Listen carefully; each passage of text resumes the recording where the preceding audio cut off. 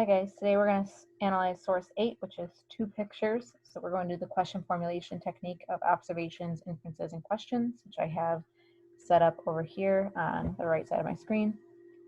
So first we're going to look at our sourcing information. Both of these photographs were taken by Dorothea Lange, and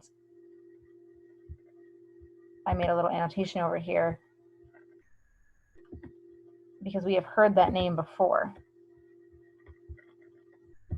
She was the same photographer that took the picture of Migrant Mother. So we know that she is a photographer that works for the government.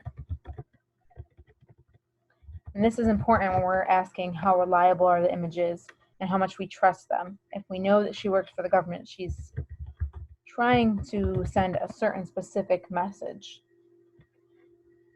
We also know these children are in California internment camps. So that means that these are Japanese American children. We can also see, though, we annotate here, this child definitely doesn't look Japanese American, nor does this child, or this child, or this child. So if you remember from our sources a few days ago, we actually did intern more than just Japanese American children. We interned any child that was at a country we were at war with. So we're talking about Germany, Italy, and Japanese Americans. And we know because they're interned that they're being held against their will. And I think it's important to mention that they're being held against their will because their loyalty, and more likely their parents' loyalty, is in question.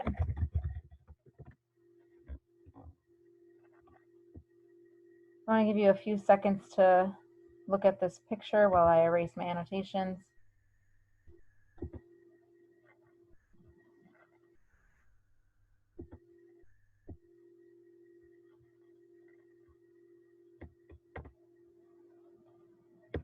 And I want to read the caption. April 20th, 1942, San Francisco, California. Flag of Allegiance Pledge, which we know that we say our Pledge of Allegiance because it's our way to demonstrate our loyalty to the United States. We pledge our allegiance or our loyalty. And that's what these students are doing. At Raphael Whale Public School, Geary and Buchanan Streets, children and families of Japanese ancestry were evacuated with their parents and will be housed for the duration in War Relocation Authority centers where facilities will be provided for them to continue their education. So per the description, it really doesn't sound bad. They're calling it a relocation authority, and they're saying that they're going to still get an education. They're going to be housed there. So it definitely doesn't sound like jail if we're talking about Japanese incarceration.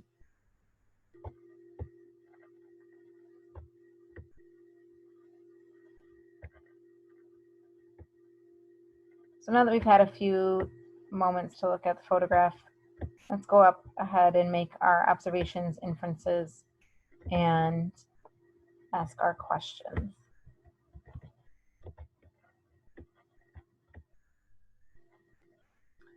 So I'm going to observe children of Japanese ancestry, among others, but our focus for this inquiry is Japanese American students, holding an American flag,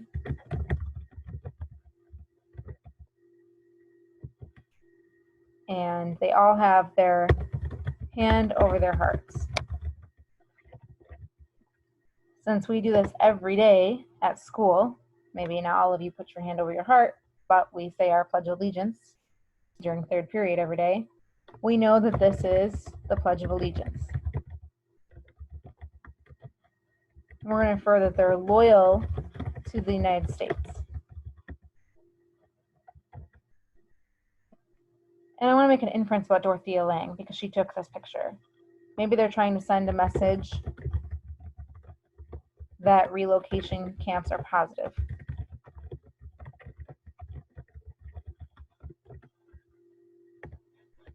Two questions I might have are, were these children forced to recite the Pledge of Allegiance?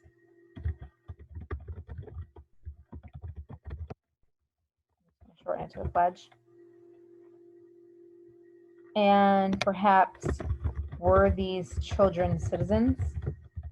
If you're born in America, you are a naturalized citizen. So many of these kids look very young, so the probability of them already being citizens are pretty high. So I'm curious if they are citizens.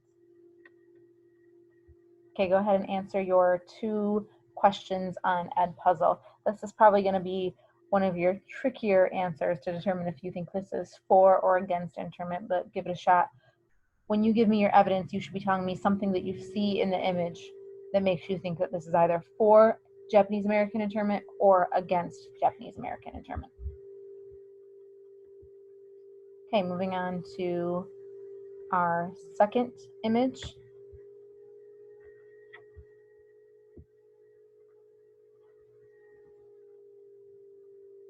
Again, this image was taken by Dorothea Lange. I'm just going to erase my annotations here.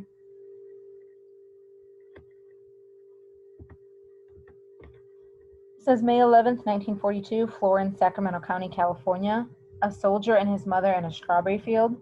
The soldier, age 23, volunteered July 10th, 1941, and is stationed at Camp Leonard Wood, Missouri. So he volunteered. He was not drafted. He could have been, but he did it on his own. He volunteered to fight for America, even against Japan, him and his mother's native home. He was furloughed to help his mother and family prepare for their evacuation, meaning he was sent home temporarily from the military. He is the youngest of 6 children, 2 of them volunteers in the United States Army. So not just he, but 2 of his other siblings also volunteered to join the United States Army. The mother, age 53, came from Japan 37 years ago. So almost 40 years ago, this woman left Japan. Her husband died 21 years ago, leaving her to raise 6 children. She worked in a strawberry basket factory until last year when her children leased 3 acres of strawberries so she wouldn't have to work for somebody else. The family is Buddhist. This is her youngest son. Her second son is in the Army stationed at Fort Bliss. 453 families are to be evacuated from this area. So I highlighted that she came from Japan. But if we do the math, if she came from Japan 37 years ago, and her son is 23, her children were born in America. So think about, how does this impact whether or not you think these people were probably loyal to America? Do you think this makes them more loyal to America or less likely to be loyal to America? So again, I'm going to give you a few seconds to look at this image, and then we're going to make some observations, inferences, and questions.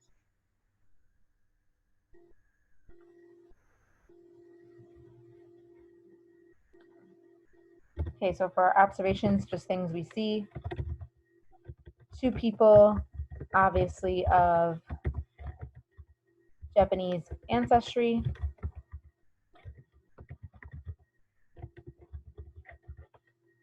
You could say Asian ancestry and we're inferring Japanese, but for this case, we have only been focused on Japanese American people, so we're going to say that they're obviously Japanese.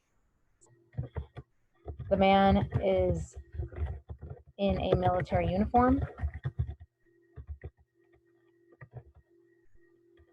and the mom is working. So I can infer the fact that he served in the military and is potentially going to fight native Japanese soldiers. I can infer that they're loyal to the United States.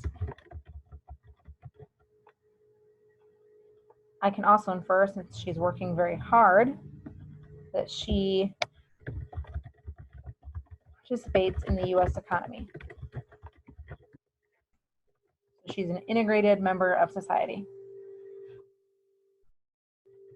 I can also infer if she is taken from her land, this will cause her financial stress, possibly even financial ruin. So I can also infer that she probably isn't super wealthy if she's out there working hard all by herself. Some questions I might have are, were they removed from their land?